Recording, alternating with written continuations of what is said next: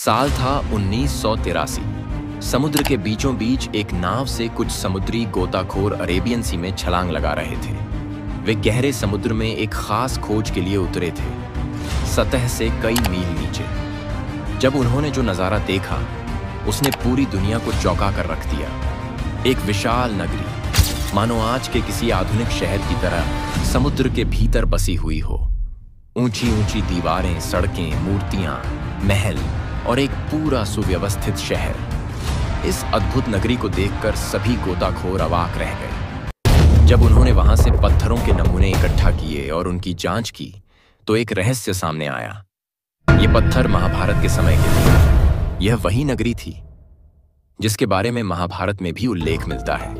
यह है कहानी भगवान श्री कृष्ण की पवित्र नगरी द्वारका की। लेकिन आगे बढ़ने से पहले इस वीडियो को एक लाइक करके चैनल को सब्सक्राइब जरूर कर लीजिए, क्योंकि यह आपके लिए 1 सेकंड का काम है, लेकिन इससे हमारी काफी बड़ी मदद होती है। दोस्तों, श्री कृष्ण का साम्राज्य सिर्फ इस धरती पर ही नहीं, बल्कि हर मनुष्य के दिल में भी है। लेकिन आज हम आपको एक अदृश्य साम्राज्य के दर्शन कराने जा रहे हैं, जो धरती की सतह पर नहीं, बल्कि समुद्र की गहराइयों में छिपा हुआ है। यह वही स्थान है जहां कभी श्री कृष्ण ने अपनी सत्ता की नींव रखी थी, जहां का हर कण उनकी लीलाओं का साक्षी रहा है। आज वहां केवल समुद्र की लहरों का शोर सुनाई देता है, लेकिन यह नगर जो कभी नदी और अरब सागर के संगम पर बसा था, आज भी श्रद्धालुओं के लिए एक देव भूमि के रूप में पूजनीय है। विष्णु जी के 4 धामों में से एक द्वारका, गुजरात के जामनगर जिले में अरब सागर के किनारे बसा एक छोटा सा शहर है, जहां लाखों कृष्ण भक्त दूर दूर से भगवान की एक झलक पाने के लिए आते हैं। भागवत पुराण के 10वें सत्र के अनुसार कंस का वध करने के बाद श्री कृष्ण यादव वंश के साथ मथुरा में बस गए। लेकिन कंस की मृत्यु से क्रोधित उसके ससुर जरासंध ने मथुरा पर 18 बार हमला किया। इन लगातार हमलों से परेशान होकर श्री कृष्ण ने मथुरा छोड़कर एक नई नगरी बसाने का निर्णय लिया। उन्होंने समुद्र के बीच एक विशाल शहर के निर्माण का आदेश दिया, लेकिन इसके लिए समुद्र देवता की अनुमति आवश्यक थी। तब श्री कृष्ण ने समुद्र देवता की आराधना की, जिससे प्रसन्न होकर समुद्र देव ने उन्हें 12 योजन भूमि प्रदान की। इसी धरती पर भगवान विश्वकर्मा ने द्वारका का निर्माण किया।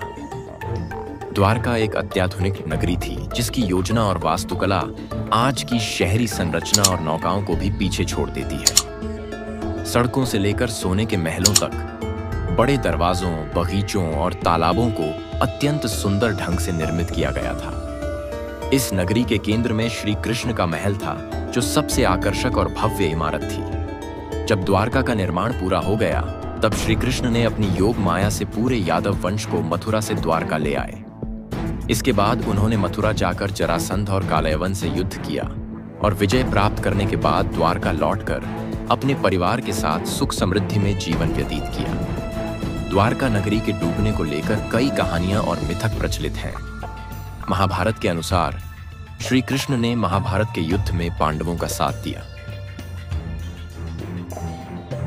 जिससे कौरवों की हार हुई। परंतु कौरवों की इस हार से द्रौपदी ने क्रोध में श्री कृष्ण को श्राप दे दिया कि जैसे कौरवों का वंश नष्ट हुआ, वैसे ही यदुवंश भी समाप्त हो जाएगा। इसके बाद द्वारका में हालात बिगड़ने लगे और धीरे धीरे सभी यदुवंशी आपस में लड़ लड़कर मारे गए। जब सभी यदुवंशी समाप्त हो गए, तो बलराम ने भी शरीर त्याग दिया। बलराम के जाने के बाद श्री कृष्ण अत्यंत दुखी हो गए और वन में अकेले विचरण करने लगे। एक दिन वे एक पेड़ की छांव में बैठकर द्रौपदी के श्राप के बारे में सोचने लगे। उसी समय जरा नामक एक शिकारी ने दूर से श्री कृष्ण के पैर के अंगूठे को हिरण का मुख समझकर तीर चला दिया। जब वह शिकारी अपने शिकार के पास पहुंचा, तो उसने श्री कृष्ण को पहचान लिया और उनसे क्षमा मांगने लगा।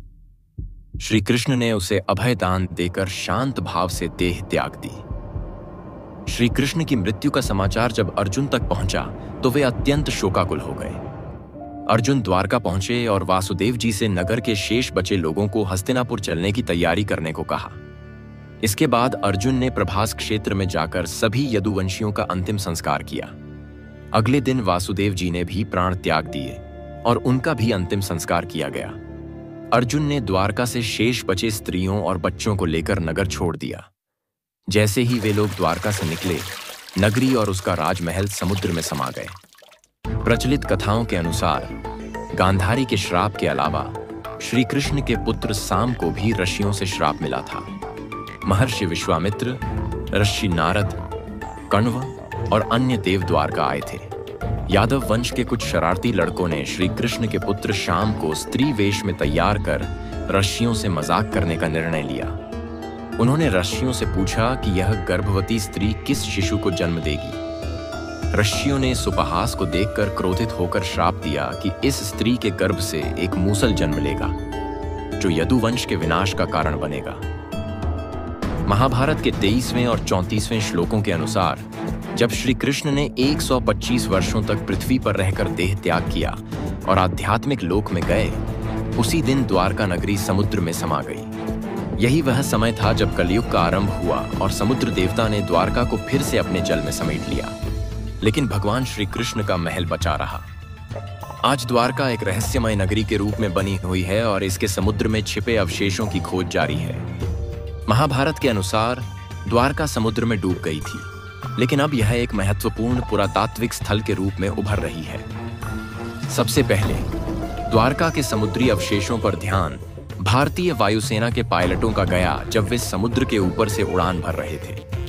1970 में जामनगर के गैजेटियर में द्वारका का उल्लेख किया गया, जिससे द्वारका की वास्तविकता पर सवाल उठने लगे।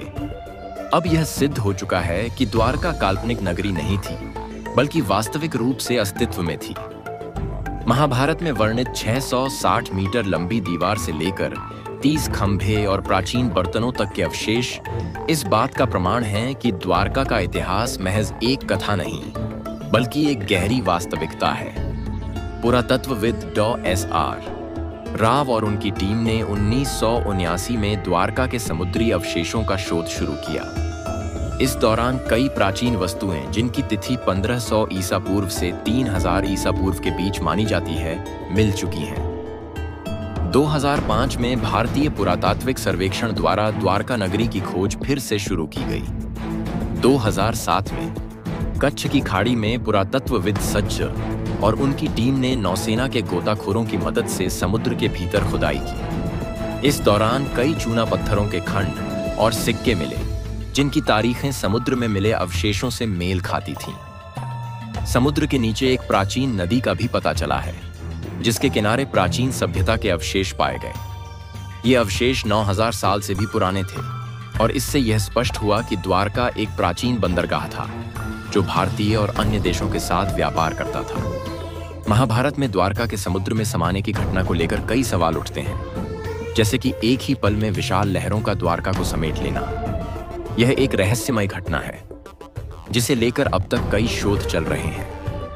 द्वारका की खोज केवल एक पुरातात्विक खोज नहीं, बल्कि एक सांसारिक धरोहर है, जो हमारी आस्था, इतिहास और विज्ञान को एक साथ जोड़ती है। इस खोज से यह सिद्ध होता है कि प्राचीन सभ्यताएं केवल हड़प्पा और मोहनजोदड़ो तक सीमित नहीं थीं, बल्कि उनके अस्तित्व के प्रमाण इससे कहीं पहले के हैं। आखिरकार, द्वारका का रहस्य केवल एक महत्वपूर्ण पुरातात्विक स्थल नहीं, बल्कि एक ऐसी धरोहर है जो हमें अपनी संस्कृति, महानता और बौद्धिकता की झलक देती है। यदि आपको यह वीडियो पसंद आया हो, तो कृपया इसे लाइक और शेयर करें और हमें कमेंट में बताएं कि आप और किस विषय पर जानकारी चाहते हैं।